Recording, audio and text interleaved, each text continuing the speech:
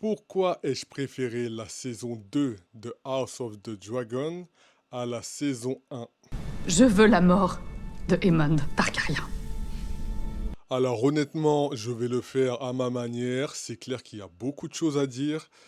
J'ai carrément pris des notes. La chronologie ne sera pas exacte, mais je vais tâcher de segmenter ce qui m'a marqué, ce qui m'a plu et le pourquoi du comment j'ai préféré cette saison 2 à la saison 1. Alors déjà, pour commencer, je n'ai pas vraiment aimé la saison 1 sur plusieurs points. Le premier, je n'ai pas aimé qu'il nous pousse dans des flashbacks, ce qu'ils font très souvent dans les séries. C'est pas que c'est illogique, au contraire, c'est très intéressant de... Ah, mon ventilo a lâché. Alors déjà, pour commencer, je ne suis pas Team Lannister. Vous voyez Simba sur mon torse, mais c'est juste que j'avais envie de mettre Simba. Je trouve qu'il a de l'allure et il a un regard... on ne peut plus perçant. Donc voilà, mais je ne suis pas du tout Team Lannister, bien que j'ai trouvé le génie de Cersei vraiment diabolique, quoi. Donc je l'ai quand même aimé Cersei, même si c'est vraiment une connasse, hein. Ça, y a pas photo. Mais je ne suis pas Team Lannister, voilà. Moi, je suis pro Targaryen de Game of Thrones, le premier à Game of Thrones, House of the Dragon. Voilà, c'est cliché, mais oui, Team Targaryen, Team Rhaenyra. Voilà. Ensuite, oui, pourquoi je n'ai pas aimé la saison 1? Alors, déjà, je ne suis pas hyper fan des flashbacks dans le temps. C'est important, on sait qu'ils adorent faire ça dans les séries. Alors, on sait que c'est important, mais des fois, c'est tellement agaçant et perturbant, je trouve. Des fois, on sait plus sur quel pied danser, on est un peu paumé. J'ai pas trouvé que c'était bien fait. Le fait de faire l'enfance de Rhaenyra puis ensuite la faire grandir d'un coup en une seule saison, j'ai trouvé ça maladroit et pas très intéressant et mal mené. J'aurais préféré qu'il fasse la saison 1, l'enfance de Rhaenyra, de Alicent et compagnie, et ensuite, dans une saison 2, on passe à l'âge adulte. Alors je me doute bien qu'ils ont fait ça pour une histoire de pépette, parce qu'ils se sont dit si ça marche pas, on aura déjà tourné 2 saisons et ça marche pas, on n'aura pas l'argent et nanana. Malheureusement, c'est ça qui, pour moi, nique l'art, parce que alors, je me bats avec mon ventilo. Voilà, tu restes là, saleté. J'ai chaud! Donc oui, donc je disais, je trouve ils l'ont fait pour le pognon, ils l'ont fait pour la thune, ils l'ont fait pour les followers. Ok, mais encore une fois, c'est ça qui gâche l'art. Pour moi, quand tu fais quelque chose, tu dois le faire bien, tu dois le faire à la perfection. Ils auraient fait la saison 1 que centré sur leur enfance, avec les intrigues, le pourquoi, du comment, et ensuite la saison 2, quand ils commencent à grandir, déjà ça aurait étendu l'univers comme dans Game of Thrones de base, et on a tous adoré Game of Thrones pour ça, parce qu'ils ont vraiment pris le temps de développer chaque personnage, ils ont pris le temps de nous laisser respirer, de nous laisser digérer, et ils n'ont pas bâclé. Donc déjà la saison 1, rien que pour ça, je n'ai pas aimé. Et ensuite, je trouve que oui, c'était bâclé, c'était rushé. Voilà, il y a plein de choses qui se sont passées. On a du mal à comprendre certaines actions. Et puis oui, les scénaristes vraiment gâchent le truc, quoi. Pour moi, les scénaristes, ils ont vraiment gâché la saison 1 avec la précipitation, avec certains choix incohérents, comme par exemple quand la princesse Rhaenys, elle sort du sol et qu'elle a littéralement tous ses ennemis devant elle et qu'elle ne les crame pas, alors on comprend pas. Ensuite aussi, Alicent, on n'a pas vu le développement de sa relation avec le roi assez, en tout cas de façon assez poussée pour moi. L'enfance des enfants, les voir grandir et compagnie aussi rushé. On n'a pas le temps de comprendre pourquoi Aemond, c'est un détraqué mental et pourquoi... Non, c'est pas Aemond.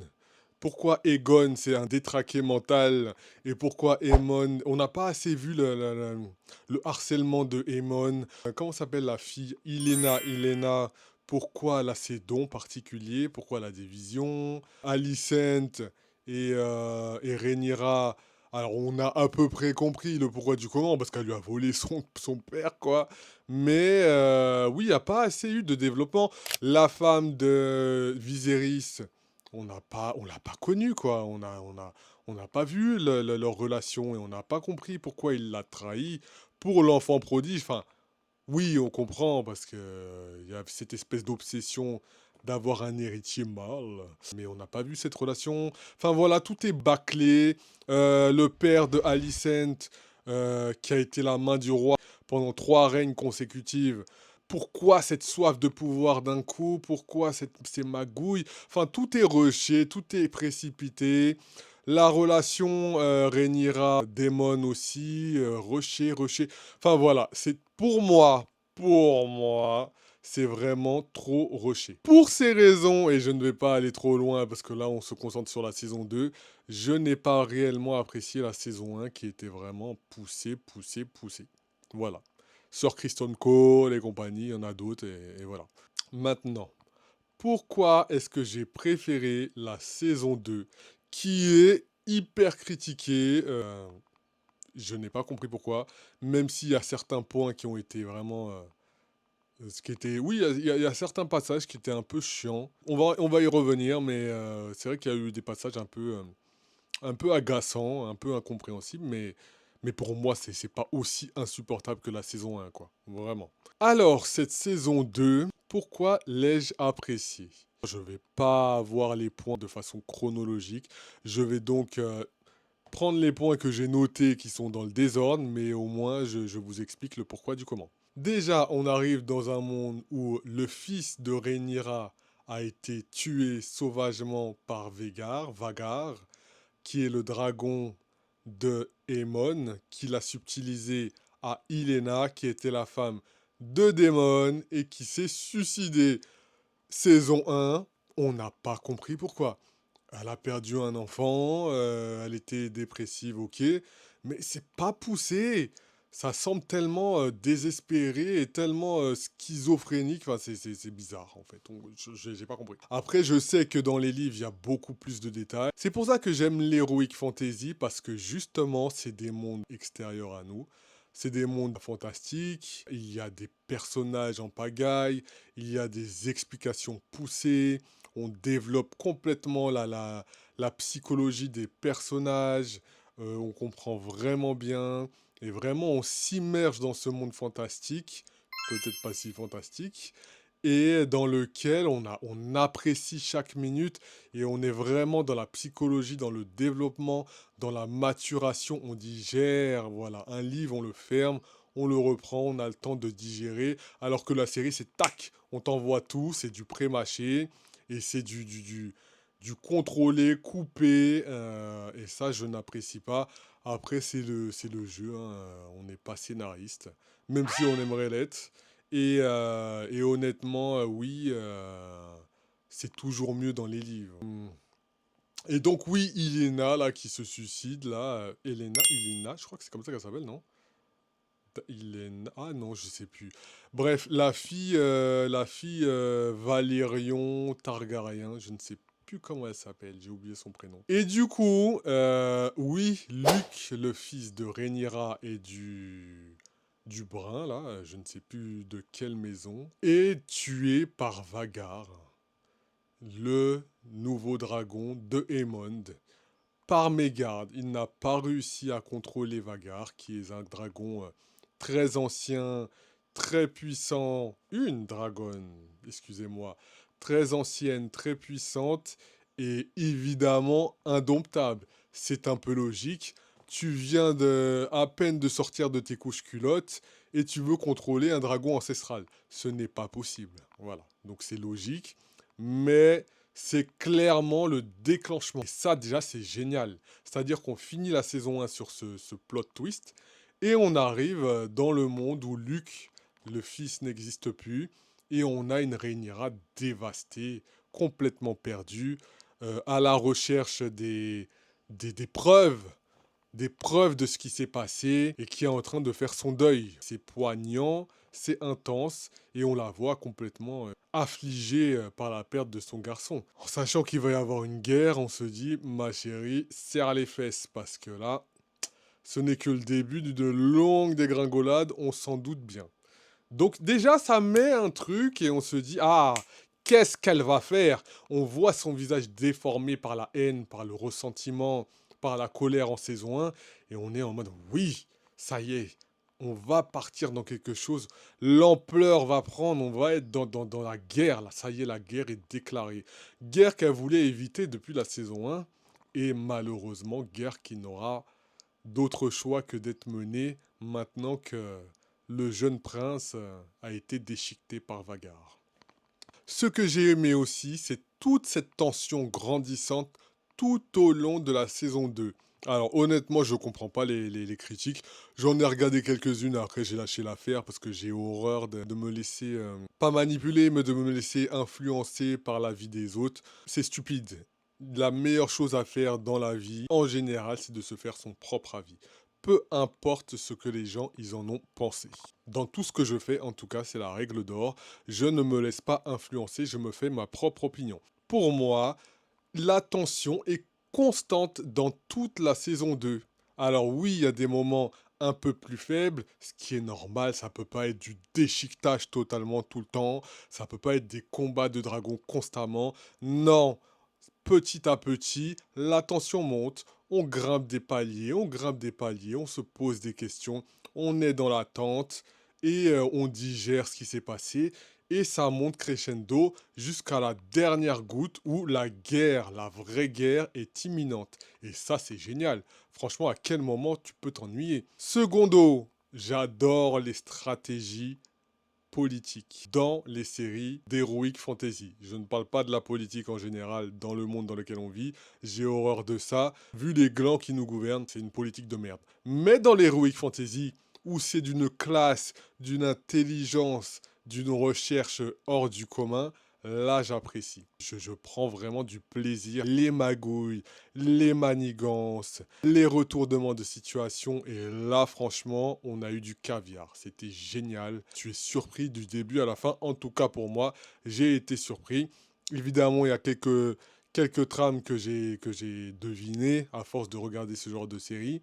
Mais ça a été un vrai plaisir tout du long et surtout qu'il y a tellement de rebondissements. Il y avait d'abord les conflits entre Alicent et ses enfants. Ensuite, elle a été démise. Il y a eu les conflits entre Aemond et Aegon, ce qui était génial, c'était vraiment super. Aemond, qui est torturé depuis l'enfance, qui a été quand même harcelé par ses frères et ses cousins, ce qui est horrible. C'est du harcèlement, c'est de la maltraitance. Et c'est là que tu vois la négligence, encore une fois, des parents qui était complètement à côté de la plaque. Alors oui, le poids de la couronne, mais quand même, occupe-toi de tes gosses, voilà, un minimum, sachant que tu vas leur refiler la patate chaude, c'était un peu stupide, et on en a les conséquences. Tu ne laisses pas les enfants jouer et faire n'importe quoi, surtout des enfants qui ont des dragons, qui ont le poids du pouvoir, qui ont des responsabilités énorme dès l'enfance. Enfin voilà, t'as Aemond qui est complètement torturé psychologiquement car on s'est moqué de lui depuis le départ. Il a perdu son œil. Aegon qui est un détraqué quand même, un nymphomane qui se tapait toutes les servantes de la cour et qui doit avoir je ne sais combien de bâtards. Bien que Alicent a donné quand même pas mal de poison à toutes les prétendantes là, je pense qu'il doit y avoir un ou deux bâtards qui traînent dans Port-Réal. Donc on n'est pas à l'abri des surprises. Et donc du coup, oui, cette dualité, ce combat entre les frères qui, au final, maintenant, ne sont plus du tout amis, car au départ, ils étaient potes. C'est-à-dire que... Non, pas, ils n'étaient pas amis, mais ils ont fait front face au fils de Rhaenyra. Il y avait toute cette histoire de oui, vous êtes brun, on est blond, vénitien, donc vous n'êtes pas des vrais Targaryens. Allez, maintenant, ne nous parlez pas. Il y avait la rivalité, ils se serraient les coudes. Sauf que désormais, l'ennemi n'étant plus dans la maison, on se bat entre nous. Les guerres intestines continuent. C'est à la fois triste et jouissif à suivre parce que tu réalises à quel point le poids du pouvoir, le poids de la couronne, le poids de la succession est puissant. De voir cette rivalité, cette guerre et de voir la destitution de Aegon au profit des mondes. C'était intéressant, c'était jouissif, sans parler de tous les petits rats qui tournent autour, là, c'était intéressant, voilà, c'était vraiment intéressant, et j'ai suivi ça avec passion, avec plaisir, surtout de voir aussi Alicent se faire complètement destituer, c'était jouissif. Ah oui, vraiment, parce que cette pétasse, c'est quand même le point de mire du début de la guerre, quoi. C'est à cause d'elle que tout a commencé. Évidemment, elle a été manipulée par son père, la saleté là. Mais quand on a une force de caractère, on ne se laisse pas manipuler de la sorte et on ne se laisse pas amener dans les bras, dans les griffes d'un papy. T'es quand même sa meilleure amie. Enfin, qu'est-ce que t'as fait? T'as vu la peine que tu lui as procurée? Pourquoi perpétuer jusqu'à là? Enfin bref, c'est encore une autre histoire. Troisième point, j'ai aussi aimé la profondeur du développement des personnages. J'ai trouvé qu'ils ont été un peu plus poussés que dans la saison 1. On a découvert un peu plus les tourments de Sir Criston, de Alicent, de Rhaenyra, des enfants. On a découvert Elena, on a découvert un peu plus Aemon, Aegon, les personnages aussi de côté, le rat, là, je sais plus comment il s'appelle, le rat qui boite là. Oui, là, lui là. Et d'autres nobles, on a découvert, on a vu la Lady Duval, on a découvert les gens de Harrenhal, on a découvert les fils de Velaryon, et aussi les gens d'autres contrées. On a du développement, on a des nouveaux personnages, ça ramène de la dynamique, ça ramène du peps, ça ramène du feu, content de les découvrir, et on se dit, purée, mais brique par brique, par brique, par brique, ça va péter, quoi. Mais quand est-ce? Donc la tension monte et on ne sait pas quand est-ce que ça va péter. J'ai aussi aimé, comme je l'ai dit, la perte de contrôle de Alicent. Elle a complètement perdu le respect de ses enfants, le respect de son père fut un temps, et aussi l'aval du conseil. Et de plus, on l'a vu fricoter avec Sir Criston. Elle a pris les restes de Rhaenyra, sans scrupule. Je ne sais pas d'ailleurs si elle était au courant. Je pense qu'elle était au courant. Et oui, de la voir Mademoiselle Sainte-Nitouche se taper le premier soldat de la garde, et elle qui donnait des leçons de vertu, des leçons de morale, c'était jouissif. Honnêtement, j'adore quand les Sainte-Nitouches se font recadrer. Il n'y a pas pire qu'elle. Je préfère une puta qui s'assume qu'une sainte nitouche qui te donne des leçons et par derrière elle se fait ramoner le gosier comme pas possible. Ça c'est insupportable. Donc vraiment sa chute elle est jouissive. Voilà. Évidemment je suis pas immonde, j'ai de la peine pour elle sur un certain point parce qu'elle a été manipulée depuis petite. Mais elle n'a fait que faire d'erreur en erreur, en erreur, en erreur. Elle n'a jamais cherché la paix. Elle n'a pas soutenu sa meilleure amie. Elle est très décevante. C'est vraiment le personnage qu'on peut détester facilement parce qu'elle a fait d'erreur en erreur et elle s'est très peu remise en question. Sauf à la fin où elle vient faire son soi-disant mea culpa et elle a l'audace de lui dire pars avec moi, viens à Rhaenyra. Mais n'importe quoi. Partir alors qu'on est à l'aube de la guerre, alors que tout ça c'est de ta faute, et que là tu es acculé, tu te permets ouais, de donner donner cette folie, demander cette folie. Bah non, casse-toi, toi casse-toi, voilà. Mais ne viens pas dans la cour des grands. Va te baigner dans tes lacs là avec ton sextoy et fous-nous la paix quoi. Quant à l'ascension de Sir Criston Cole, je ne l'apprécie guère. Voilà, je n'aime pas le manque de loyauté. Et d'ailleurs, ça va ramener à un autre point, du coup, on va mélanger. Il prend de l'ampleur, il prend de l'assurance, jusqu'au moment où il devient main du roi, choix désastreux. Même si c'est un meneur d'hommes, il a quand même bien mené sa barque. Mais je ne l'aime pas, donc je ne vais pas chanter ses louanges. Jusqu'au moment de sa chute, lorsque la grande bataille arrive, la première grande bataille arrive, où nous allons déplorer la perte, voilà, nous allons déplorer la perte de la princesse Rhaenys, qui était un moment fatidique. Honnêtement, j'ai pas compris son choix de se retourner.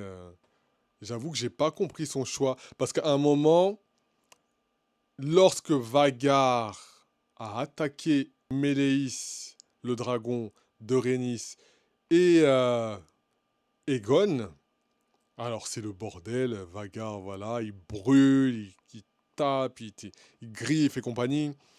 Et, euh, et elle voit que Aemon attaque Aegon et gagne. Et du coup, Aegon dégringole. avec son dragon et ses choux s'écrase dans la forêt. Elle était en demi-tour et je sais pas qu'est-ce qui s'est passé. Après réflexion, je pense qu'elle s'est dit à quoi bon lutter, si ce n'est lutter maintenant. Et je pense qu'elle a été écœurée de voir la tournure que ça prenait, quoi, parce que c'est vrai que ça prenait vraiment une tournure très, très sinistre. Il a littéralement attaqué son frère et elle s'est dit non, je ne peux pas participer à ça, je pense. Et puis elle était toujours dans le deuil de son fils, de sa fille. Elle était un peu déprimée. Son mari a retrouvé ses fils. Enfin, je sais pas. On ne saura jamais. En tout cas, pas tant que je n'ai pas lu les livres. Mais oui, du coup, elle est retournée au combat et elle en est morte. Et c'était un moment violent, touchant, intense. La voir tomber au ralenti. C'était beau, c'était tragique. Et s'écraser. Et ouais, c'était un des moments clés de cette saison 2 et ça a ramené des médailles pour moi. Donc, et le combat était cool, quoi. Le combat était intense et il était sanglant. Donc, c'était vraiment les prémices d'une guerre en devenir, d'une guerre en arrivage. Et c'était cool aussi, à la fois tragique et cool. C'est comme ça qu'on augmente la tension et qu'on a envie de continuer, on a envie de se venger, on a envie de voir le moment où on va écraser Vagar. Vagar qui a déjà deux meurtres à son actif, là, avec trois qui a tué sa propre maîtresse sous son beau vouloir. Donc, donc oui, on veut la vengeance, on veut connaître la suite. Donc voilà, c'était aussi un des moments clés. Et Sir Criston, j'y reviens, j'ai digressé, euh, se prend un truc dans la gueule et tombe dans le coma et compagnie. Puis se réveille et rejoint Aegon dans la forêt et le prend en flagrant délit en train de vouloir assassiner son frère. Et ça aussi, c'était un moment clé, c'était un moment intéressant, surtout qu'il a complètement reviré de façon de penser, en fait. Il s'est dit, waouh, il est capable d'aller jusque-là. Il est capable de tuer notre roi, il est capable de l'assassiner. Jusqu'où ira-t-il? Il me fait peur, il m'effraie. Et là, on voit un revirement où il rentre à Port-Réal avec la tête de Méléis, mais complètement déprimé. Et puis évidemment, Egon complètement défiguré, complètement handicapé par l'attaque de son frère. Et ça aussi, c'était un élément clé de cette saison 2 et puissant. Là, toutes les cartes se redistribuent. Egon n'est plus. Aemon monte en puissance. Et on a envie de voir la suite. Enfin, comment vous trouvez ça nul? Moi, je trouve ça génial. Trop de rebondissements. C'est intelligent, c'est fin, c'est surprenant. On a envie de comprendre. Plus les magouilles qui continuent. L'espèce de rat là, à Cannes là, qui switch. Il a été avec Egon. Puis il a essayé de dragouiller Aemon quand le vent tournait. Aemon l'a envoyé paître en lui disant sale rat et compagnie. J'ai adoré. Et du coup, le rat retourne vers Aemond en lui disant je suis comme toi, je vais te donner les armes, viens avec moi, viens du côté obscur et tout, nanana. Et donc c'est super intéressant, tu te dis oh, qu'est-ce qui va se passer? Ça y est, ça y est. Là, ça continue, ça continue. Et la tension continue de monter. Enfin, c'est génial.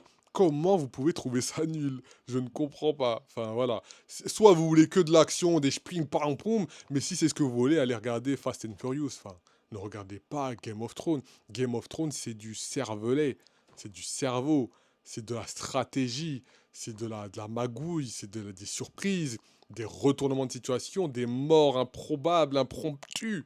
Enfin, comment? Enfin bref, c'est votre problème, hein. Moi, j'ai adoré en tout cas. Et voilà. Donc, et Sir Criston, est complètement perdu et commence à perdre de son aura, à perdre de son pouvoir et est complètement déstabilisé. Par contre, j'ai aimé la scène où ça l'humanise quand même. La scène où il est dans la forêt avec le frère de Alicent, j'ai oublié son nom, Sir Gawain, un truc comme ça, Gawain Hightower, Gwendoline, je sais plus. Et d'ailleurs, qui ne l'apprécie guère, car il sait qu'il se tape sa sœur. Et il lui dit un truc du genre. Mon désir pour les femmes ne m'a apporté que souffrance. Et j'adore ce passage, j'adore ce moment parce que Criston se montre vulnérable et il lui dit que voilà, il a été au bord du suicide à plusieurs reprises. Enfin, il a été au bord du suicide, il a failli être tué, se tuer, et ça l'a humanisé. J'avoue, ça l'a humanisé, parce qu'au final, c'est quand même un mec qui a été meurtri par la trahison de Rhaenyra. Donc, oui, ça l'a humanisé, voilà. Je ne l'aime toujours pas, et j'ai hâte qu'il meure dans d'affreuses souffrances, mais ça l'a humanisé, donc c'est intéressant. Et d'ailleurs, ça a redoré ses galons auprès de Gwendoline, Gwendal, là, ça l'a touché, donc il était un peu plus enclin à l'écouter. Donc ça, c'était un passage aussi intéressant. Et Criston Cole, on a hâte de voir ce qui va se passer en saison 3.